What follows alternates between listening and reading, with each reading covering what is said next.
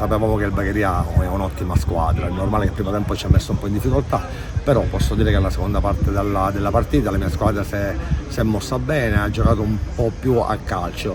Certo, non è normale, l'episodio del rigore è nettissimo, ma anche noi abbiamo avuto l'occasione di questo errore, l'arbitro non l'ha visto, però va bene così, sono contento della mia squadra. La squadra andrà ancora a crescere, ancora qualcuno non è in condizioni fisiche perfette, però sono convinto che la squadra è un'ottima squadra e fare sul bel campionato. Che siamo sulla strada giusta. Oggi sapevamo che il Bagheria era uno squadrone, ma ce la siamo giocata alla grande. Domenica abbiamo in Valderice e cerchiamo di fare questi 3 punti e continuare per la nostra strada. Ecco. E noi cercavamo un attaccante, Scarpinato un uomo d'esperienza, uno che ci può dare una mano, ancora normale che non è in condizioni fisiche perfette, però se ci lavoriamo durante l'arco del campionato ci può dare una grande mano. Qualche ragazzo ha qualche problema di lavoro come di Spezio, anche Maniscalco, Lima che lavora, purtroppo dobbiamo stare alle loro condizioni, però la squadra c'è, sicuramente convoco qualche ragazzo dell'Under 18 che merita, però sono contento di quelli che ho. Nicosia ritorna, è a disposizione della squadra, oggi posso dire che la squadra ha retto bene il campo